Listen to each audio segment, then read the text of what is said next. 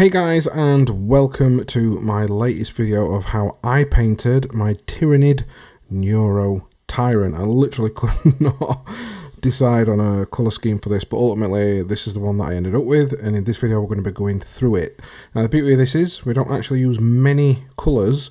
We're using such things as like oils and inks and stuff like that to tint the skin to achieve like different outcomes, and then we'll get into a bit of the finer details a little bit later on. So first of all, I'd like to thank you for joining this video, and by the end of it, if you could just hit that thumbs up, it'd really help the algorithm and help me get this video out there. And if you're new to this channel, then please hit that subscribe button. So first up with this Tyranid, I sort of wanted this as like a base colour, so I've just used Vallejo Surface Primer Israeli Sand. Now you could use something like Wraithbone, it's entirely up to you. Just because they didn't have any Wraithbone at my local Element Games, this is the primer that I went for, because you can kill two birds with one stone. It acts as a primer and it's also your base coat. Now here we've got some washes from Citadel, and these are the colours that I'm just going to be using through an airbrush. You can do it via brush. The first one is Mortorian Grime. Before we move any further as well, one little thing, you might notice that the model's got like a couple of little weird grey patches going on.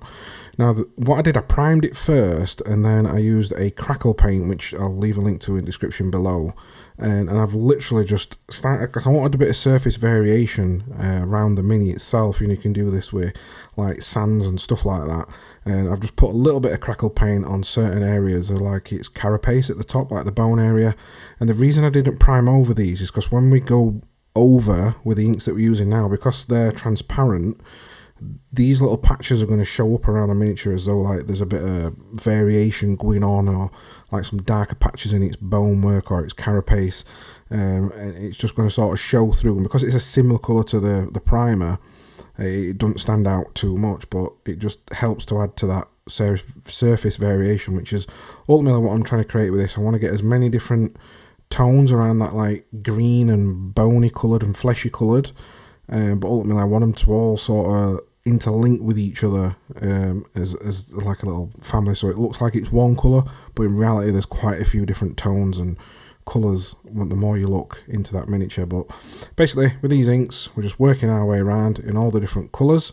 For like the fleshy areas, like its tentacles and all that sort of stuff, I sort of keep them a little bit green, and its carapace I want to be more on the greeny cream side of things. So when I get to the greens, I'm paying more attention to the fleshy areas on the miniature for that. And I think the red, the Caribou Crimson, I literally only apply that to like the tentacles at the bottom and maybe a little bit further up the miniature. But this again is entirely up to you. You don't have to go for this colour scheme. You can get some different colour inks and start applying them, and you'll see you'll get widely different ranges of colours and all that sort of stuff. Once you start experimenting, you could use blues and purples, whatever you decide you want yours. And when you're done, you'll have something that looks a little bit like this. Something that the old Art Attacks used to say back in the day. Anyone from UK used to watch Art Attack back in the 80s and 90s. But yeah, so as you can see, because it's inks, we've got that transparency, so we can still see the skin underneath, but we've altered the change of that tone of the miniature completely. And then one last thing, I've got decomposed flesh. It is more of like a creamy colour. I know it looks a little bit like it's got a tint of green in it here, but it's not. I think this is just a camera. But I'm just going to give the entire bone structure, or the carapace, a dry brush of decomposed flesh. And now we're moving on to my favourite part, which is adding an enamel wash. This is AK Winter Streak and Grime. It's a little bit more on the green side, which works for this mini, because I wanted it to be on the more green side. However, I mean, I've just picked up a fresh bottle of standard Streak and Grime, which is a little bit more brown. I'd have probably used that brown one on this one if I had the chance. But I mean, I were happy with this one, how it turned out. For this, I do apply it through an airbrush. Again, this comes down to massive safety. This is going to spray stuff all over, so make sure you're in a well ventilated room, and you know you've got your protection on and all that stuff. You know, wearing your magnums. But yeah, just be very careful with this, because you are going to be breathing this in, and it is extremely toxic. You You can do it via brush, and usually I do it via brush, but for this I wanted a nice even coat of it all over, and we're just going to work that and spray the entire miniature of AK Streak and Grime, and then go into our removal process, which is just some mineral spirits, cotton buds, cotton wool, brushes. I've just recently picked up some, if your missus has got some, or your partner or whatever has got some of these like makeup eyelid sponges, I don't know what the women use. They're just like little sponges on each. It's like a cotton bud, but with a sponge on each end. They're really good, and these are my new go-tos. Picked up a pack of 100 for like £3 off Amazon, and they're my go-to because you can wash them out and reuse them with mineral spirits, which is good as well. And you don't get no fuzzy fuzzies, as you can see on some photos and intro, which sometimes is attached to miniature, which I always forget to take off and see them in Photoshop or editing later on. So as you can see, this is it when we've got it to a stage where I wanted it to, and you can tell now just by using these simple inks and washes and enamels from a standard primed colour, the sort of level and colours that you can achieve with the tints, and you got so much variation going on. However, there's not enough variation for me, and it's not as grimdark. Now, enamels have a different finish sometimes to oils, so we're going to go in with some oils, and all I did was get all these different oils and just literally thin them down with mineral spirits into like a wash consistency, and just apply, just literally dipped and dabbed it all over the miniature in different areas, just to create as much different variation as I can. Sometimes you can make them a little bit stronger or weaken them and wash them down with your mineral spirits, but again, colours is entirely up to you. There's a picture of the ones I used, and I just literally put them onto a palette, mixed them up, and just off we go. But again, this is just to create a little bit more tonal difference and different areas. And yeah, I know I keep going on about variation, but variation around the mini. Now for the brain, there are different colours that you can do this. I just went for like a standard purple. Any purple really can be done with this, and I've just given it a dry brush over. Now because we've had that streak and grime beforehand, it's made that flesh area a little bit too chalky for my look, and I wanted to create a completely different look to the rest of the mini.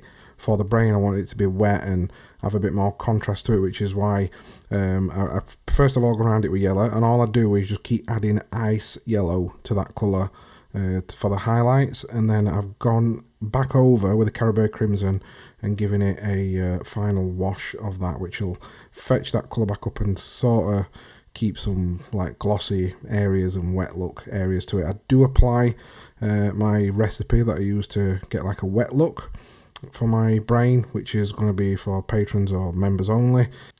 But one little tip I can show you, which is what I did on here, was the Uhu method, where you get some Uhu glue and just create some strands like as though it's like mucus on top of the brain, or coming from its mouth or whatever, but I like to add these to the brain as though like there's some mucus and slime going on with that, and I don't tint it with any colours or anything like that.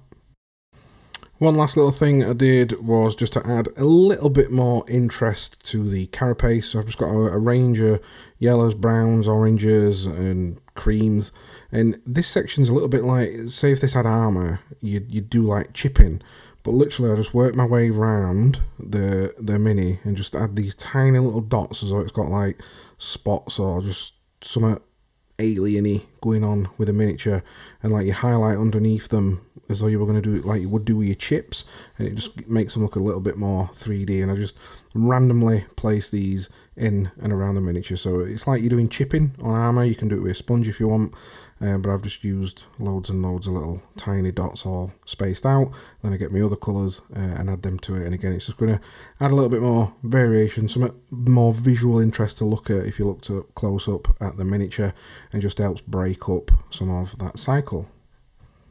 Now, one last final stage I add to this mini is I get some technical paints and I start to add them around it. Mainly I've got some blood effects here, and what I'm doing is just applying that to the mini by a brush first, and then I get a little stick like this and start flicking it as though some of the blood splats and spray has gone all over the miniature. And things like your nihilic oxide, or what would be classed as a verdigris paint. I put a little bit of this around the brain, and I add some drips to it as well, so it's like drips down the carapace. And then when your Nurgles rot, it's just the same thing. It can be, you can mix a bit of yellow in with this, or Nurgles rot you can literally make out of any colour. You just mix it with gloss, whatever colour you want, just mix it with gloss, and you've got like an instant Nurgles rot, but for whatever colour that you want. So if you want to add a bit of yellow and add a bit of mucus to brains, or like a nose, if depending on what miniature you're doing, add that to it. But yeah, Nurgles rot's really easy to create. You just get a bit of that. You could even mix some hue glue in it if you want it to look thicker, but just mix some gloss into whatever colour you want, and you've instantly got a different colour Nurgles rot. But yeah, so that's it, and I literally just worked my way around the miniature, adding all these little bits and bobs, and that is pretty much the mini done in those simple steps. So before the end of this video, I just want to say, don't forget I'm going to have a competition running very soon at the end of this Leviathan series, where you can win the fully painted, all these minis that you see in here, a full Leviathan box set fully painted by myself. So if you want to know how to win that, make sure you are hitting that subscribe button. Again, if you've enjoyed it, please hit that like button. And I just want to give a massive shout out to the members on the screen here. I recently set up members, so shout out to these guys. Thank you for becoming a member and supporting this channel. And you can support this channel just by clicking join for as little as $1.99 a month to receive some little perks. Again, thanks for watching this video, and I'll catch you in my next one.